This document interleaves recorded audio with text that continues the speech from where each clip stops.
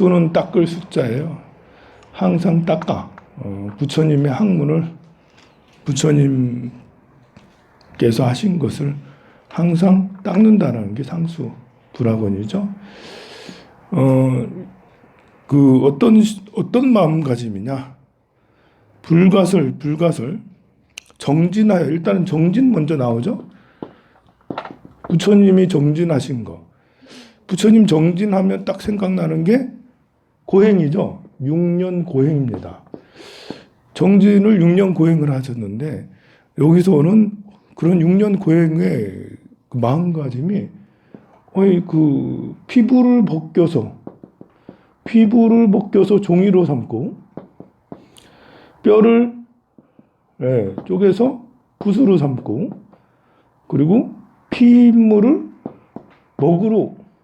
먹물로 삼아서 이렇게 그 사경하기를 그래서 사경을 그렇게 하기를 숨이 산 만큼 이렇게 해가지고 사경을 했는데 숨이 산 만큼 한 장 하기도 어려운데 이거 피는 어떻게 할 수 있겠는데 살짝 이렇게 해가지고 하겠는데 피부 벗기 너무 잔인하다. 이거 무슨 호러 영화도 아니고 이거 이렇게 한다는 것보다도 실제 이런 마음이겠죠. 그리고 또 이렇게 불교에서는 몸뚱아리에 대해서 우리는 지금 이제 21세기에 인권을 존중하는 사회에 살고 있어서 사람이 죽고 이런 사람을 죽은 다음에 잘 모시고 하는 걸 중요하게 여기고 하는데 그 티베트 같은 데 이런 데 보면 사람이 죽고 난 다음에 어떤 뼈 조각 같은 거 있잖아요. 그걸 가지고 다니기도 한다니까요. 우리 어머니 돌아가셨는데 그 뼈 조각 들고 다니고 또 스님들은 뼈 조각으로 된 염주를 만들어 가지고 그렇게 하기도 하고 막 그래요. 그걸 일부러 즐기려고 그러는 게 아니라 기억하는 것도 있고 추모하는 것도 있고 그리고 이제 조각을 자꾸 보게 되면 이제 무상하잖아요. 그러니까 이제 지금 우리 대한민국에서 사람들이 뼈 조각을 갖고 다닌다. 뼈 조각으로 염주를 갖고 다닌다. 이러면 미친 사람이죠. 왜냐하면 우리 대한민국 사람들은 이렇게 그 현실 세계를 중요하게 여기고 몸을 중요하게 여기고 그러거든요. 이런 문화 생활에서 뼈 조각을 갖고 다니거나 뼈 조각을 염주로 만든다라는 것은 정상적인 사고로 그렇게 할 수 있는 게 아니에요. 근데 티베트는 전통적으로 불교 수행의 정신이 강하고 보세요. 그 6년 고행이라는 게 부처님이 어디서 했냐면 전정각산에서 하고 우리 어디요 이렇게 나중에 깨달음을 얻은 곳이 보리수 아래잖아요. 보리수 아래가 둥개수리 같은 데거든요. 둥개수리는 뭐냐면 무덤가, 공동묘지 이런 데예요.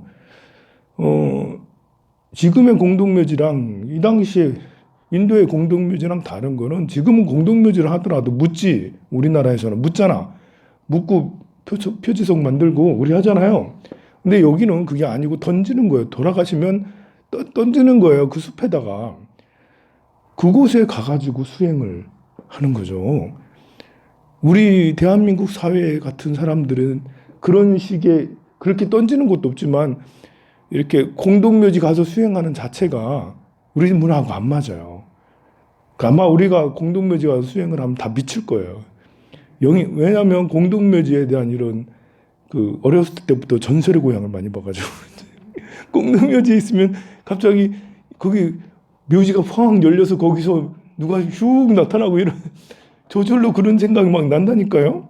앉아있다 보면 무슨 소리가 나면 귀신 나타났나 보다 이렇게 생각하고 문화가 그런 문화에 있기 때문에 우리 사람들은 대한민국 사람들은 공동묘지를 수행한다면 10중 8구 미치기가 쉬워요. 이게 영가 장애가 너무 심하게 되고 그러나 인도의 당시 사회가 그런 사회가 아니기 때문에 부처님은 그것을 공동묘지에 수행하게 되면 사람이 죽은 후에 어떻게 되는지를 늘 느끼기 때문에 인생의 무상함을 마음의 깊이를 더 깊이 있는 마음까지 다 들여다볼 수 있다라는 이런 장점 때문에 이렇게 하는 것을 중요하게 여겼죠.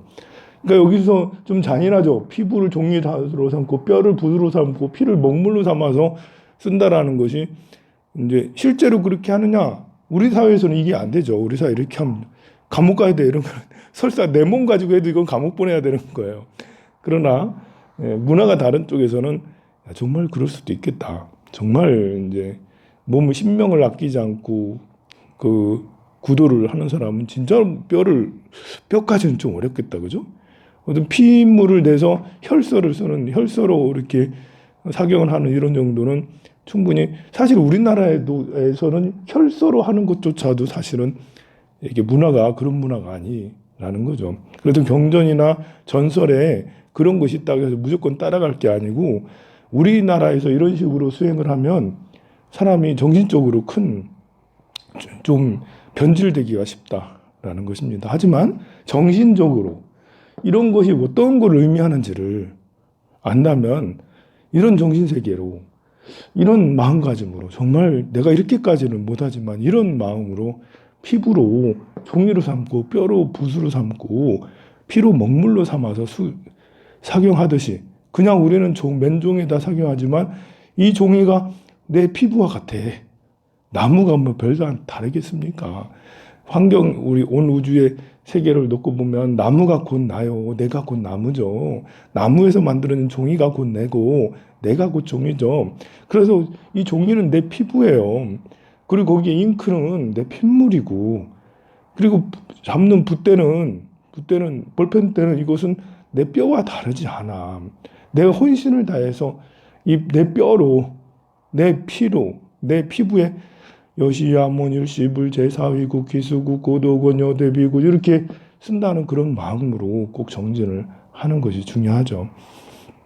그렇게 하기를 쓰셨듯이 법을 존중히 여기는 거로 신명을 아끼지 아니하셨거늘 어찌 왕이나 도시나 시골이나 왕이든 어떤 지위에 있든 어느 곳에 있든 그렇게 가지가지 행 등 어려운 고행을 하겠느냐 하지 않겠느냐.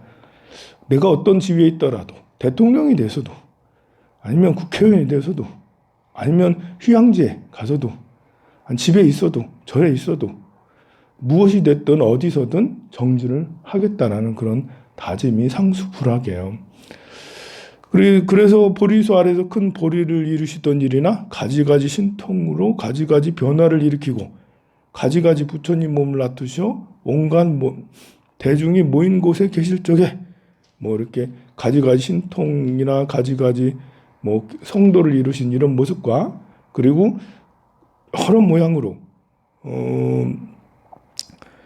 성문과 벽지불 대중이 모인 도량이나 철제리 바라문 정사 이런 도량이 계시면서 가지가지 회중에서 음성한 모양을 내요.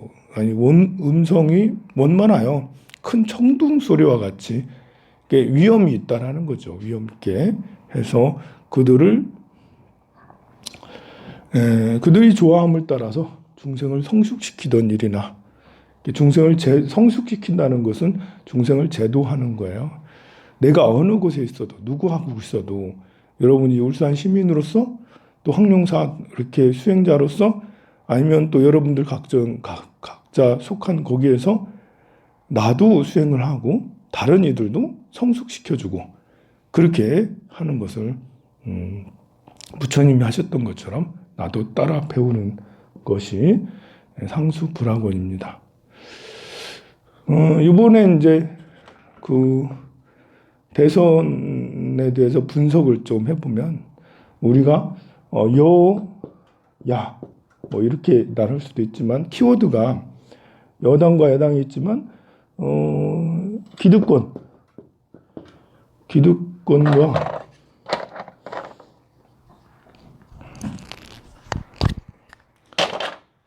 기득권하고 진보 개혁 세력이라고 해야겠네요. 개혁하고 기득권하고 이런 것도 있고 또 검찰 언론이 있고 서민 민중 시민이라고 할 수도 있고 또 세대가 좀 다르죠. 세대 또 지역 세대와 지역을 또 나눌 수도 있어요. 이렇게 뭐 기득권하고 진보 세력은 뭐 이거 여기에 대해서 키워드가 겹치기도 하고 서로 약간 이제 비슷하기도 하고 아니 나는 민중인데 나는 이쪽에 그 윤석열을 지지했어요. 이렇게 할 수도 있는 거죠. 서로 키워드는 있지만 약간 서로 다를 수는 있어요. 또 인물도 있죠. 윤이라는 인물과 이라는 인물. 이번에 인물이 굉장히 개성이 둘 다 굉장히 강했죠. 둘 다 인물이 만약에 여기에 이낙연이 나오고 여기에 홍준표가 나오면 인물이 별로 중요하지 않았어.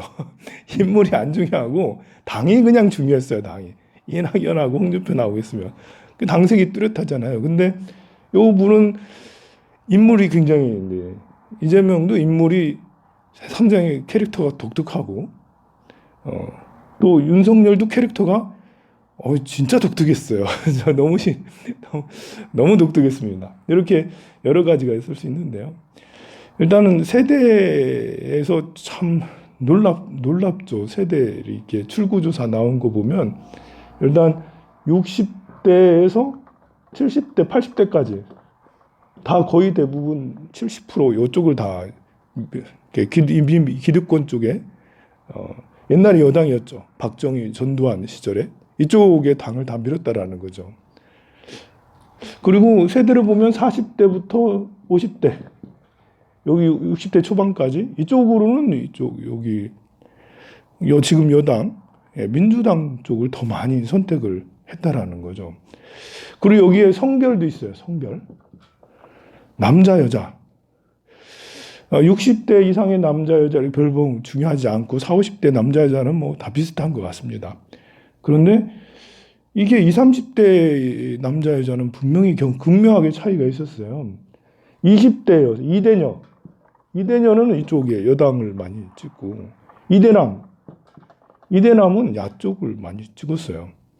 이준석을 비롯한 이제 일베 비슷한 이쪽에 있어요. 이렇게 옛날부터 페미니즘이라든지 성이라든지 이런 걸 이렇게 갈라치기 했던 그런 젊은 애들이 있는데 그쪽이 이렇게 이대남 쪽에 20대 남자의 어떤 울분 한이라는 게 있거든요.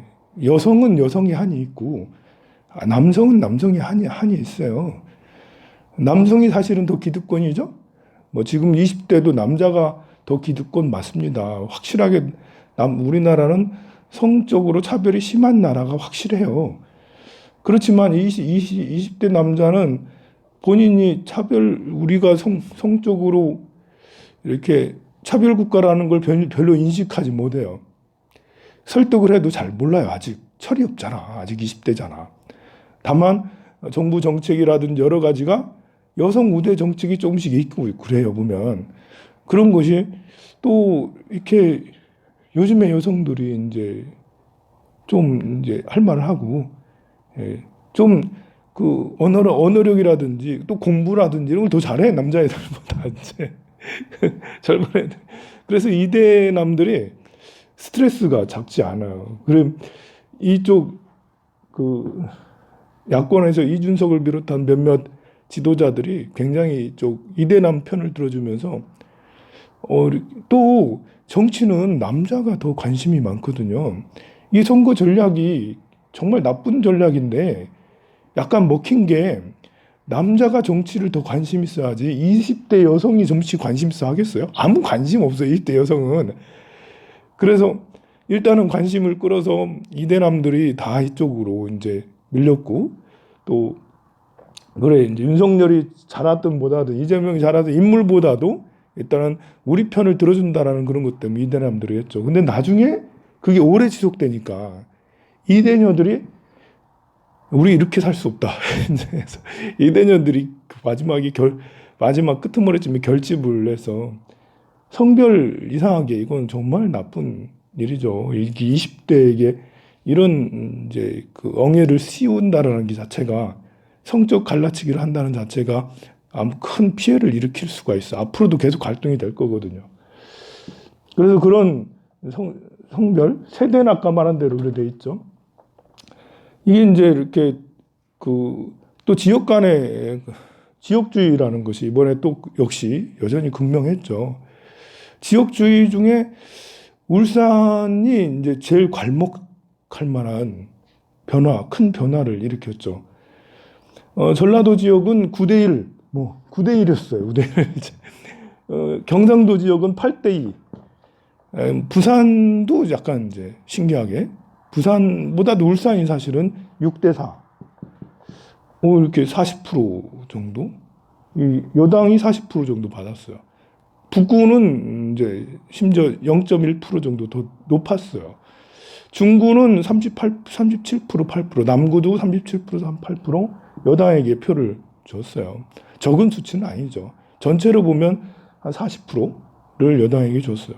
그래서 울산은 상대적으로 그 영남 지역이 있지만 다른 지역에 비해서 그래도 균형이 있다. 근데 내부적으로 보면 이 차이가 심했던 거죠, 이제. 내부적으로 보면 40, 50대는 이쪽 그 이재명 쪽으로 많이 지지했고 60대 이상은 이쪽 그 윤석열을 많이 지지했고 윤석열을 지지했다는 것보다도 여당이 싫어서 이놈들 안 돼 라면서 저기 기존에 뿌리 깊은 이쪽 우리 당을 지지했던 걸 알 수 있습니다. 근데 이제 그래서 거기에서 표가 많이 대구, 경북 또 부산 이쪽에 이제 결집이 됐고 전라도는 더 똘똘 뭉쳐서 전라도는 똘똘 뭉칠 수밖에 없었죠. 안철수가 나왔으면 좀 표가 좀 바뀌었을 수도 있었는데 도저히 이제 윤석열은 찍을 수 없었던 거예요. 전라도 지역은. 그래서 너무 심하게 전라도 지역이 9대1 가까이 이렇게 나왔던 거는 야당에 대한 불만도 있었겠지만 더 큰 건 아마 인물에 대한 이런 것 때문에 더 그러지 않았나 싶기도 합니다. 여기에서 정말 저는 기분 나쁜 게 있어요. 뭐가 기분 나쁘냐면 강남 3구예요. 이거 강남 3구. 이거 여기 이제 강남 3구가 인구가 그 서울 인구 반 정도 될 만큼 3분의 1 차지하거든요. 엄청. 그러니까 강남 3구라면 강남구, 서초구, 송파구가 강남 3구예요. 여기는 서초구, 강남구, 송파구는 우리나라냐 아니냐. 저는 이런 생각까지 하게 됐어요. 과연 이 사람들은 우리나라 사람일까 아닐까? 우리나라에서 제일 부자들만 사는 곳이에요. 여러분들 인정하죠? 거기 집값이 20억, 30억씩 합니다. 우리나라에서 제일 부자들이 살고 있는 강남 3구 사람들은 어떻게 됐냐? 7대3이에요. 7대3. 송파구만 6대4고 강남구 7대3. 서초구 68, 32. 그러니까 7대3이라고. 이게 경기도하고 서울은 그래도 경기도는 경기도지사를 했으니까 이제 이재명에게 이제 그 50대 45 뭐 이렇게 했고 그런데 서울의 다른 지역도 다 비슷비슷했어요. 서로 박빙이었다고. 근데 제일 인구가 많은 강남 3구는 이게 우리나라 기득권 세력이라 하면 돼요. 법원, 경찰청이 다 여기 있거든요. 우리나라 경제를 쥐락펴락하는 사람들이 다 여기 살아요. 우리나라 지도부가 다 사실 여기 사는 거죠. 요 사람들이 7대3으로 다 이제 이쪽으로 밀었다라는 것이 이건 정말 기득권과 민중과의 그런 전라도하고 경상도 계시는 분들이야 뭐 전통적으로 해오던 지역 간에 그런 것이 있다 하겠지만 그래서 양쪽 전라도, 경상도, 충청도를 뭐라 하지는 않겠어요. 이건 뭐 어쩔 수 없는 구도인 것 같긴 해요. 그런데 이거는 서울에서 강남 3구가 일방적으로 이건 어떻게 하지? 이거를 어떻게 극복을 해야 되지? 약간 이제 이렇게 뭐랄까요? 잘 사는 사람, 기득권 이 사람들은 도대체 어떤 생각을 하고 있나? 심지어 윤석열은 정말 이제 이렇게 많은 문제가 있는 정말 존경스러움이 별로 없잖아요. 이미 대통령 되셨으니까 저도 이제 앞으로 존경하려고 노력하겠지만 그렇지만 잘해야지 존경하는 거지. 앞으로 잘하리라 믿겠고요. 이제 검찰을 오랫동안 하셨으니까 정치 감각이 있으리라고 생각을 합니다. 근데 이 강남 3구 이쪽 지역은 우리나라 사람 맞아? 좀 우리나라 편인가? 아니면 자기 편인가? 네. 이게 우리나라 사람 아니라고 해서 다른 나라 사람이라고 하는 게 아니고요. 내 나라 사람인가? 대한민국 사람인가? 여기 서울 사람들이 제일 싫어했던 정책은 제가 느끼기에는 이제 그 이재명의 부동산을 잡겠다라는 거예요. 이재명이 되면 부동산을 잡을 것 같아요. 지금까지 해온 정책들을 보면 정말 섬세하게 촘촘하게 누구도 빠져나지 못하도록 그렇게 일을 해냈거든요. 그러면 부동산이 집값이 잡힌다고요. 잡히기가 쉽다고. 이 사람은 끝까지 물고 늘어지는 사람이니까요. 그럼 집값이 잡히면 어떻게 되겠어요? 상향 평준화로 잡힐까요? 하향 평준화로 잡힐까요? 네, 이게 상향으로 가기가 어렵습니다. 집값이 더 오르기가 쉽지 않죠. 이미 이 강남 3구는 집값의 수혜를 엄청 많이 받은 사람들이에요. 그런데도 이 사람들이 지금 몇 년 동안 집값이 2배 올라가지고 자기 자산이 2배가 됐는데도 야, 이만하면 되지 않았어? 이런 생각이 없는 거예요. 윤석열 대통령이 되면 그런 거 없어요. 네, 그런 거 없습니다. 오히려 제재를 풉니다. 풀면은 이렇게 어제 보면 건설주들이 엄청 많이 올랐어요. 건설주들이 한 10% 가까이 다들 쫙 올랐습니다. 그 말은 이제 윤석열 되면 건설이 뭐 끝없이 올라간다. 그러면 집값은 지금 현 정권이 집값 못 잡아가지고 지금 이제 이런 지경에 빠지긴 했는데 그 집값 과연 잡을 수 있을까? 서울에 사는 대부분의 사람들은 다들 꿈이 있어요. 내 집값이 더 올라가길 바라죠. 많은 사람들이 집값이 20대, 30대는 집값이 내려가길 바라지만 집을 가지고 있는 사람들은 집값이 올라가길 바라죠. 여기 계신 분들도 내가 집을 소유하고 있어. 그럼 집값이 2배 되면 좋겠죠? 저는 집값이 떨어졌으면 좋겠어요. 떨어졌으면 좋겠어요. 근데 어쨌든 이쪽에 정말 이게 내 나라 당인 사람, 내 나라 사람들, 대한민국의 시민인가 과연 내가 더 중요한가, 대한민국이 더 중요한가 이렇게 저는 이재명이 더 훌륭하고 윤석열이 못났다라고 하는 것보다도 더 그것은 강남 3구는 정말 너무 정말 큰일이다 이거 정말 과거부터 옛날부터 이 강남에 사는 사람들은 일반 시민들을 약간 버러지 취급을 한다 이런 말 많이 있었잖아요. 우리 벌레 취급한다. 여기에 그 유명한 그 부자들하고 또 졸부람 좀 그렇고 부잣집 자녀들 다 여기 있잖아요. 보면 문제 일으키는 사람들. 그래서 이것이 좀 그렇습니다. 성불하세요. 뭐 어떻게 하겠어요 이거.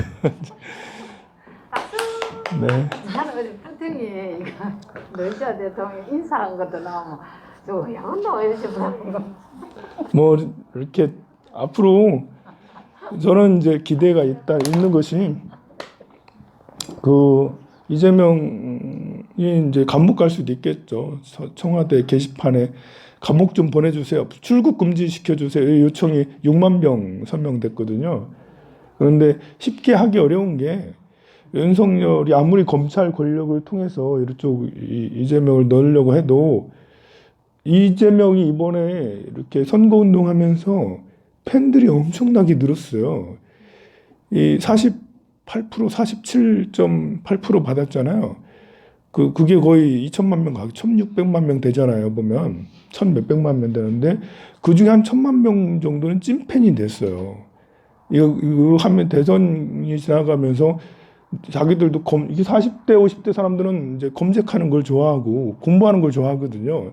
이 사람들이 다 찾아보면서 이재명이 어떤 사람이라는 것을 다 알게 되고 그 사람들이 다 야 이거 너무 훌륭하다 이러면서 이제 이재명 팬이 너무 많아졌죠. 만약에 엮어가지고 넣으려고 하면 이게 이제 그렇지 않아도 국회가 180석이 지금 민주당이 갖고 있는 데다가 시민들 중에 말빨 센 사람들이 여기 있습니다. 이제 60대 이상의 70대 이상의 분들은 광장으로 안 나와요. 요 분들은 이미 광장 체질이 됐어. 이제 일만 있으면 광장으로 나올 준비가 됐다고. 그래 윤석열이 바보가 아닌 이상 어떻게 하려고 처음에는 야, 윤석열이 되면 다 감옥 가는 게 아니야? 라고 그런 겁나는 생각들이 있었는데 쉽지 않다. 본인이 그러려고 하는 순간 5년을 포기하는 거랑 똑같은 거예요. 5년 동안 자기가 정치를 해야 되잖아. 대통령직을 수행하고 대한민국을 어떻게 해야 되는데 이걸 처음부터 이렇게 하는 순간 아무것도 못 하게 되는 그런 꼴이 될 수가 있죠.